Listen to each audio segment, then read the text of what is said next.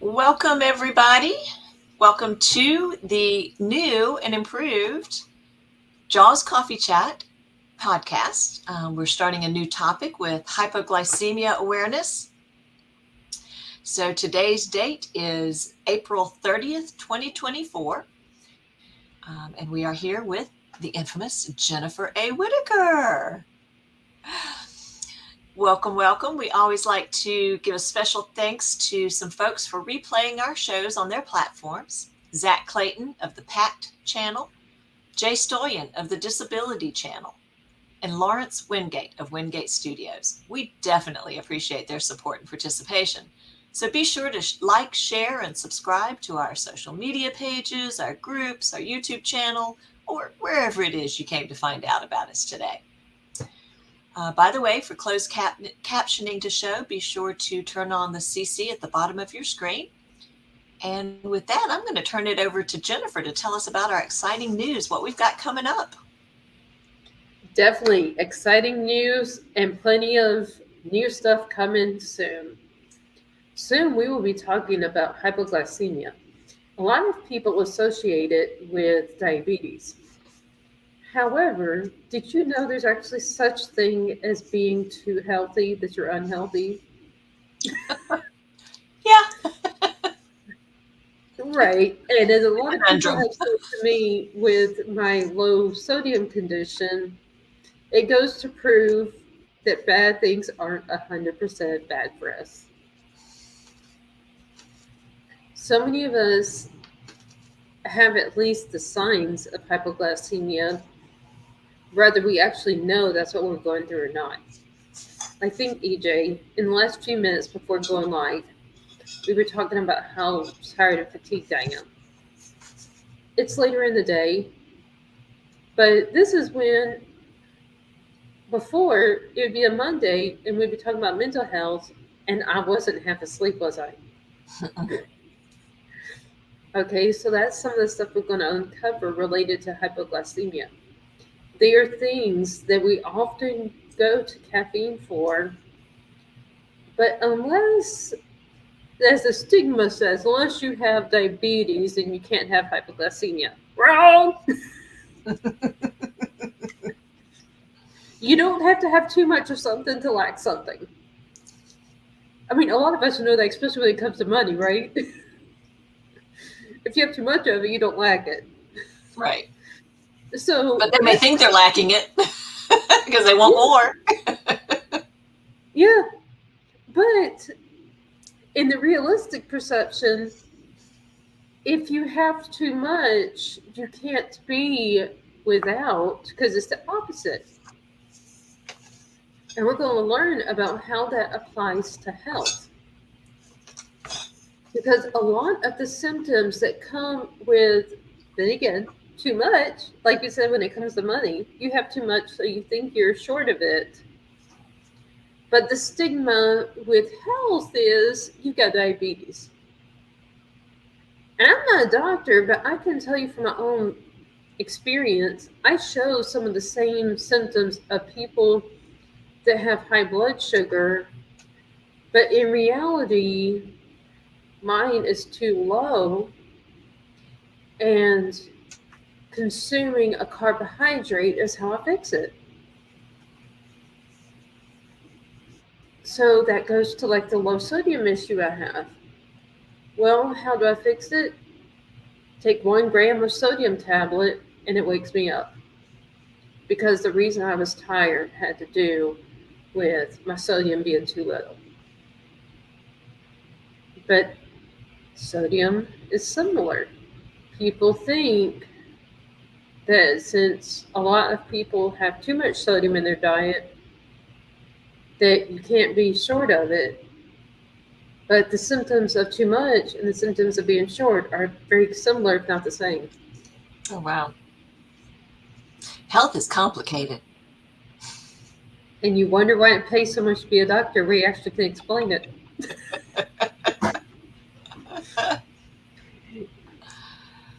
I mean, that's a whole nother topic, talking about the expense and unequal access to health care, but that's how difficult it is. That's why that um, conflict of accessibility versus affordability happen, because Mhm. it is really that complicated to understand. But in this show, we'll go more to understand what are the more specific symptoms that help us identify when we have a shortage versus an overabundance, and talk about what I have found that personally has been helpful to me to fix it once I identify it. And this isn't necessarily medical treatment. This is talking about where what I have found that I do or need to do and am working on, because I'm still learning right now. And I'll tell them about the diet I went on that is the topic of the Weight Transfer Summit that they can find on our website if they want to hear me talk about how I lost so much weight. Many people, wouldn't you say, EJ, could tell looking at my face on these shows?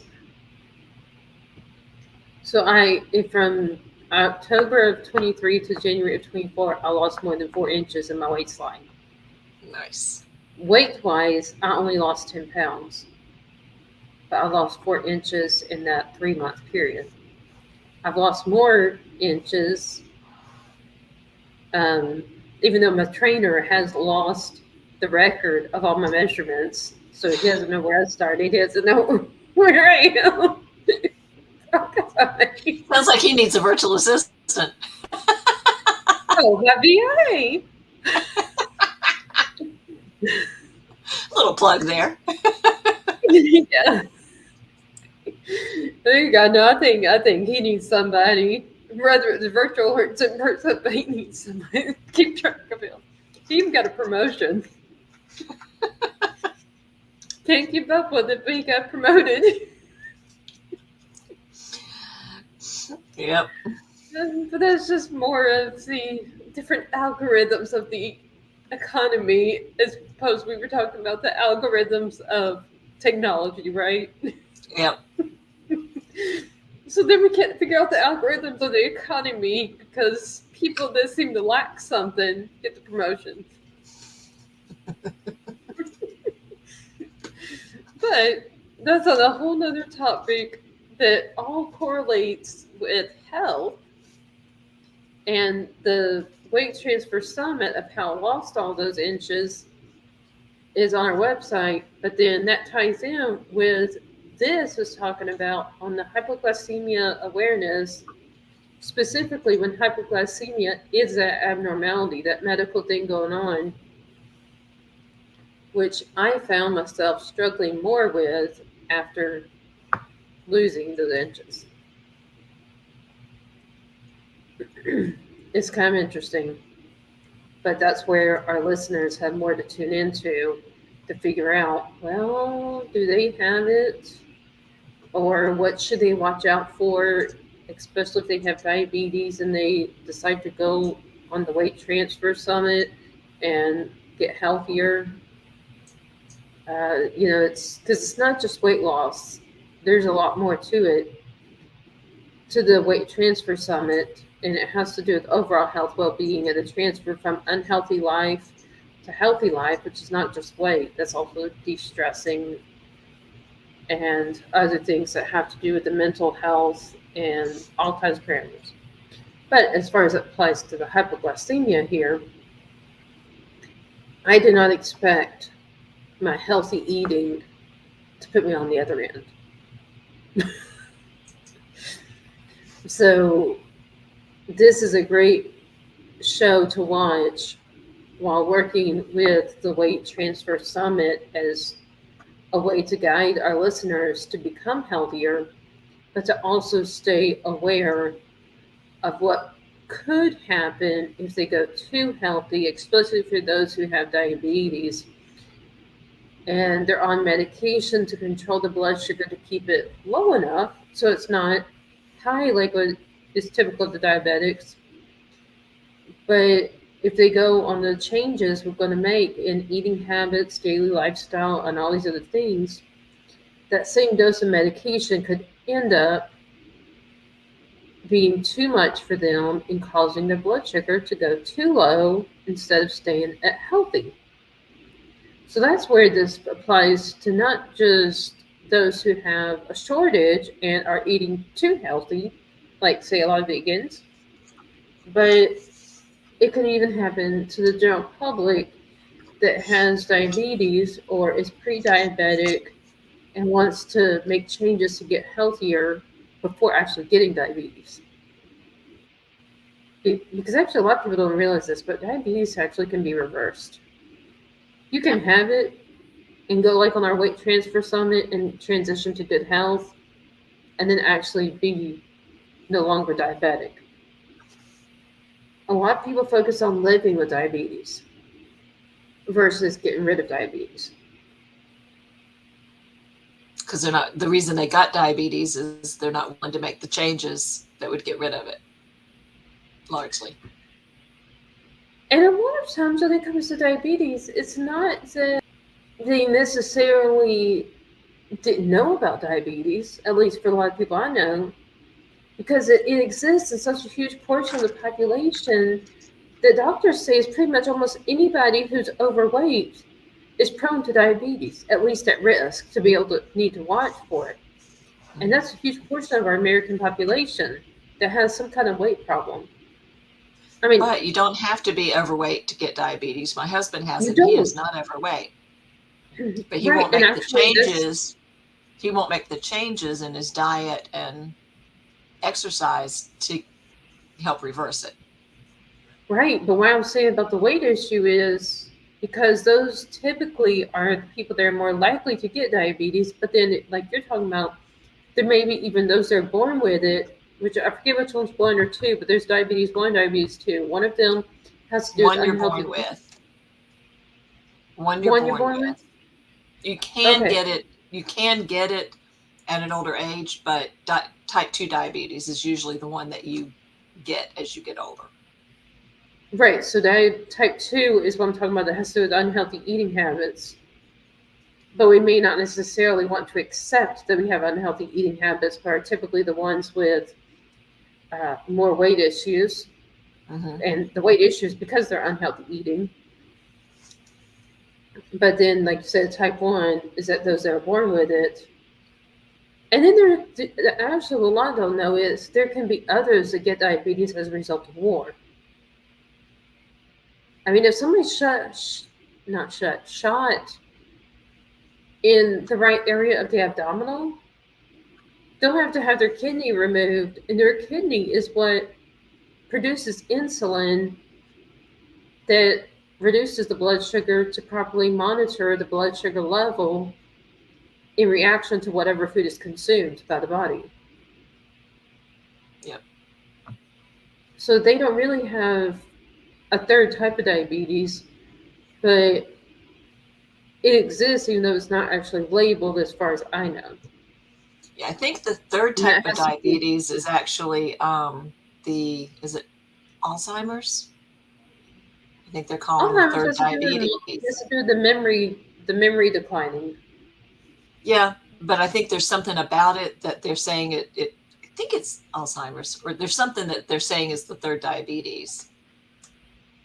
I'd have to look that up because I'd Yeah, heard I, that I know there's a third. Alzheimer's is linked to traumatic brain injuries. Like, we talk about how many brain injuries I've had.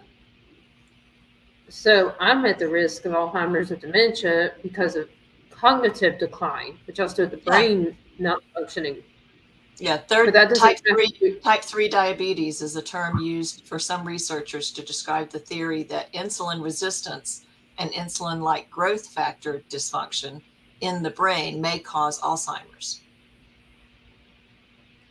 They're still Oh, so studying it, some kind but of type 3, diabetes can cause Alzheimer's, but Alzheimer's does not cause diabetes. no, Okay, it's a so the new background. type of diabetes because of the insulin. They're calling it type 3 diabetes.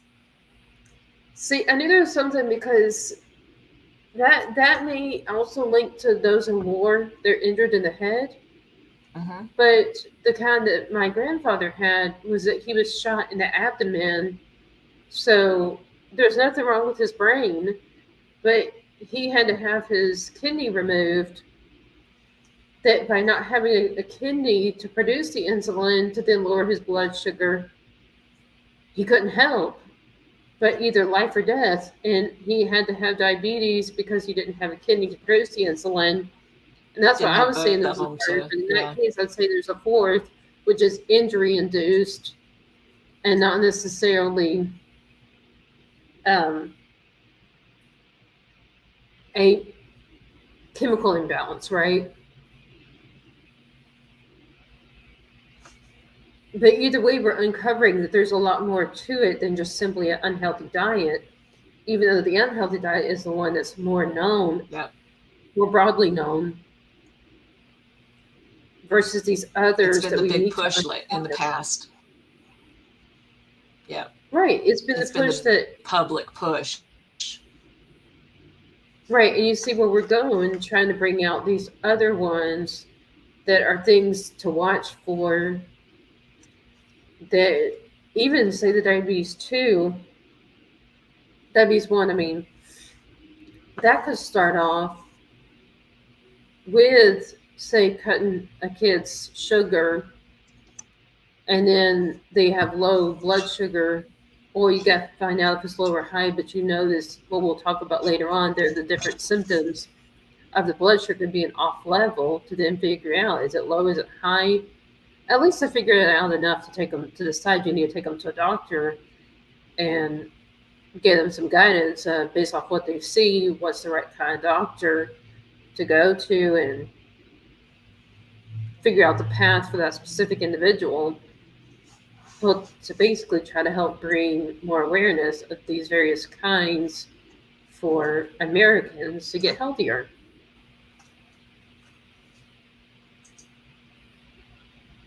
We got a lot of digging to do, right? A lot to cover. All Well, right. this is the end of the time that we're going to dedicate. It's right now 3:30 Central, 4:30 Eastern, and this is when our shows will be completed once we get going. So, EJ, take it away. All right. As she mentioned, we will be doing this new subject matter beginning May 14th, 2 weeks from today. It'll be 2:30 p.m. Central Time. For me, that's 3:30 Eastern, but 2:30 Central Time every other Tuesday. We'll be carrying this podcast, and hopefully you will join us live or even see it in the recording. As I mentioned earlier, we have a few special thanks for people who replay our shows on their platform. Zach Clayton of the PAC channel, Jay Stoyan of the Disability channel, and Lawrence Wingate of Wingate Studios. So again, be sure to like, share, and subscribe to our social media pages, our groups, and YouTube channels. Our website, I believe, was up earlier. That would be jensbooksandmore.com. And we will see you back here in 2 weeks. Anything else, Jen?